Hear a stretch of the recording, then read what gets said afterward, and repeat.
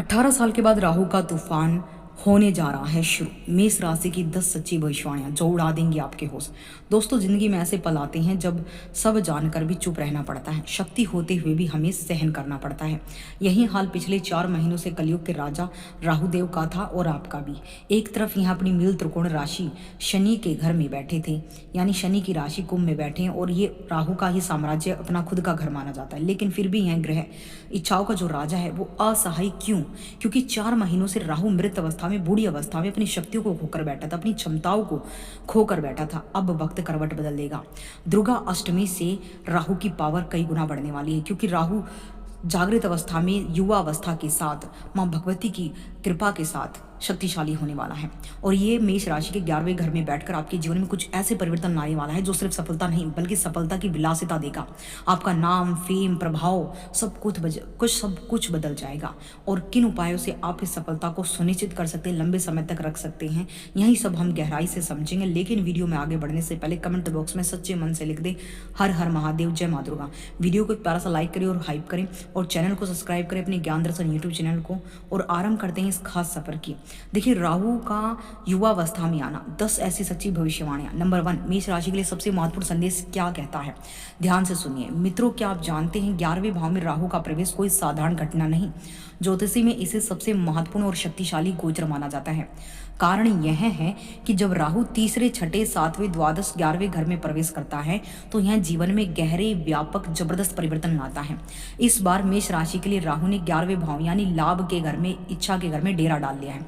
सोचिए, जब राहु खुद लाभ भाव में बैठ जाए तो परिणाम असाधारण होंगे, बल्कि वो बड़ी कामयाबी, बड़े सपनों की उड़ान, ऐसे अवसर मिलेंगे जो अब तक सिर्फ ख्वाब थे। याद कीजिए, समुद्र मंथन का समय जब अमृत वितरित हो रहा था तो मोहिनी अवतार देवताओं को अमृत दे रही थी, और राहु जानता था कि उसका हिस्सा नहीं आएगा। फिर भी राहु ने हार नहीं मानी, किसी भी तरीके से वह अमृत पा ही लिया।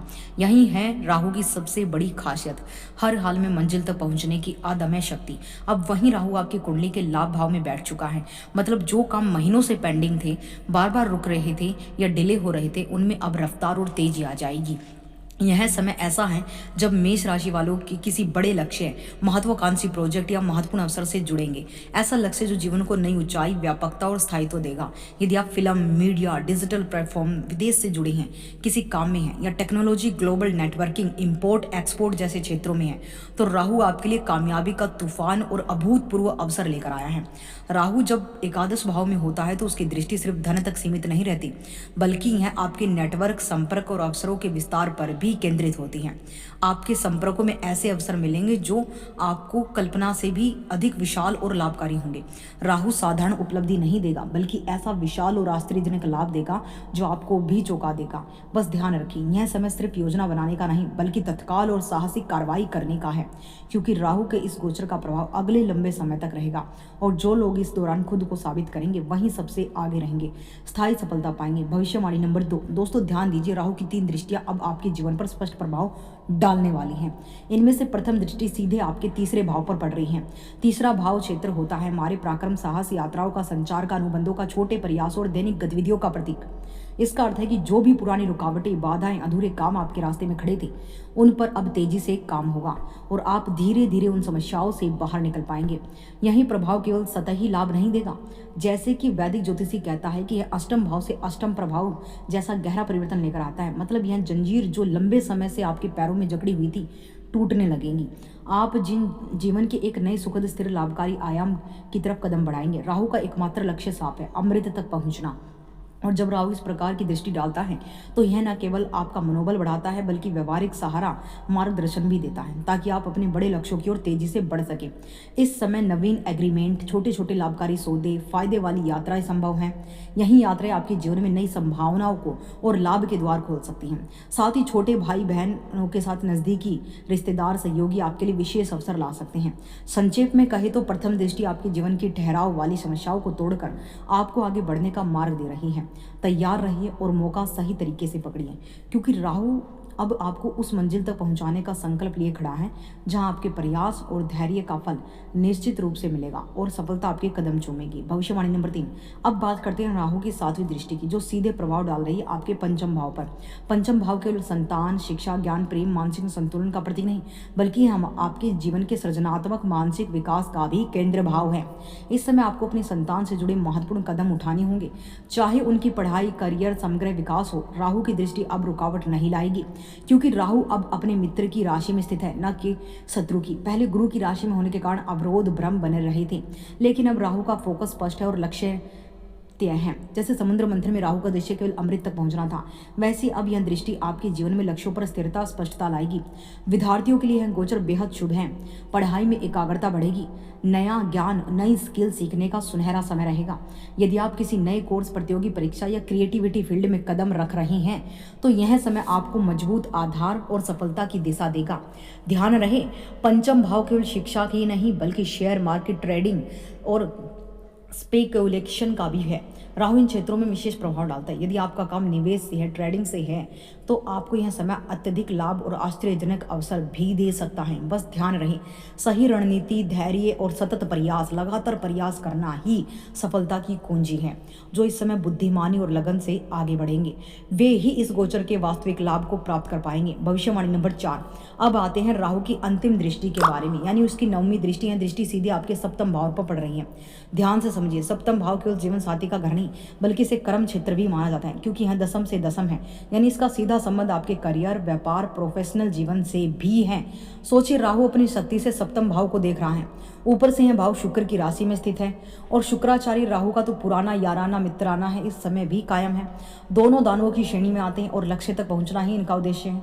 जब राहु और शुक्र की ऊर्जा मिलती है तो परिणाम केवल साधारण नहीं बल्कि असाधारण, चौंकाने वाले और लाभकारी होते हैं। इस दृष्टि का सबसे बड़ा प्रभाव आपके बिजनेस, व्यापार, करियर पर दिखाई देगा।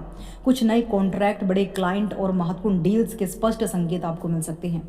यदि आप नौकरी में हैं तो यह समय आपको नई पोजीशन, प्रमोशन या सुनहरे अवसर की ओर ले जाएगा, और यदि आप व्यापार में हैं तो विस्तार और प्रगति की संभावना प्रबल होगी।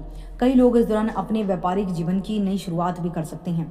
साथ ही सप्तम भाव विवाह का भी घर है। जिनकी शादी में अड़चनें थी या लंबे समय से रिश्ते अटके हुए थे, अब राहु की दृष्टि उन अड़चनों को तोड़कर विवाह और संबंधों में स्थिरता ला सकती है। संक्षेप में कहें, यह गोचर आपके जीवन में व्यापारिक, व्यक्तिगत सफलता के नए दरवाजे खोलने वाला है। भविष्यवाणी नंबर 5। दोस्तों, एक बात हमेशा याद रखिए, राहु जहां भी जाते हैं वहां भय और भ्रम की छाया अवश्य लेकर आते हैं। उनकी दृष्टि जिन भाव पर पड़ती है वहां कभी कभी कंफ्यूजन और अस्थिरता की स्थिति भी बनाते हैं, लेकिन इसका अर्थ यह नहीं कि आपको रुकना है। सबसे बड़ा मंत्र है भय और भ्रम से ऊपर उठकर सकारात्मक मानसिकता के साथ आगे बढ़ना। यकीन मानिए, यह राहु का गोचर केवल बदलाव नहीं लाएगा बल्कि आपके लिए बड़ी इनकम, विशाल लाभ के द्वार भी खोलेगा। अब यह पूरी तरह से इस बात पर निर्भर करेगा कि आप इस मौके को कितनी समझदारी और धैर्य से इस्तेमाल करते हैं। इसे एक कुएं की तरह समझें जिसमें असीमित जल है, लेकिन उससे कितना पानी निकाल पाएंगे यह सिर्फ और सिर्फ आपकी मेहनत, लगन, सतत प्रयास पर आधारित होगा। राहु की 3 मानसिकताएं हमेशा याद रखनी चाहिए। पहली, लक्ष्य बनाना, चाहे करियर हो या धन, बिना लक्ष्य के राहु आपको दिशा नहीं देगा। दूसरा, फोकस बनाए रखना, केवल लक्ष्य बनाना काफी नहीं, उस पर लगातार समर्पित होकर काम करना आवश्यक है। तीसरा, धैर्य रखना, क्योंकि राहु इस समय शनि की राशि में है और शनि को समय का देवता कहा गया, इसलिए समय मैनेजमेंट यानी सफलता तक पहुंचेगा जो समय का सही और बुद्धिमानी से उपयोग करेगा। सही मायनों में देखा जाए तो यह राहु का गोचर अभी से लेकर 5 दिसंबर 2025 तक आपके जीवन में नई ऊंचाइयां, विशाल अवसर, अभूतपूर्व सफलता का तूफान लेकर आए हैं, और ये अवधि आपके लिए परिवर्तन, प्रगति का स्वर्णिम अध्याय साबित हो सकती है। अब बात करते हैं उपायों की, ताकि राहु की सकारात्मक ऊर्जा और अधिक प्रभावशाली स्थिति आपके जीवन में बनी रहे। घर में समय समय पर सकारात्मक धुआं उत्पन्न करें, जैसे धूप का, लोबान का, गूगल जलाना। पुराने जमाने में गांव में गोबर के कंडे जलाकर उसमें धूनी डालने का रिवाज था। उसका उद्देश्य भी यही था, घर की नकारात्मक ऊर्जा को दूर करना, वातावरण को शुद्ध करना, शुद्धिकरण करना। इसके अतिरिक्त यदि संभव हो तो पवित्र गंगा स्नान अवश्य करें। यह न केवल राहु को प्रसन्न करता बल्कि आपके जीवन से बड़ी रुकावटों और बाधाओं को दूर करने की स्थिरता लाता है। याद रखिए, सही दृष्टिकोण और सही उपाय ही जीवन बदलते हैं, और यही संयोग आपके राहु के आशीर्वाद से नई ऊंचाइयां तक ले जाएंगे। अगर वीडियो पसंद आया हो तो वीडियो को लाइक करें, हाइप करना बिल्कुल ना भूलें, और चैनल को सब्सक्राइब करें। कमेंट बॉक्स में हर हर महादेव जरूर लिखें आपके ज्ञान दर्शन यूट्यूब चैनल को। मैं आपके एस्ट्रोलॉजर डॉक्टर रितु आपसे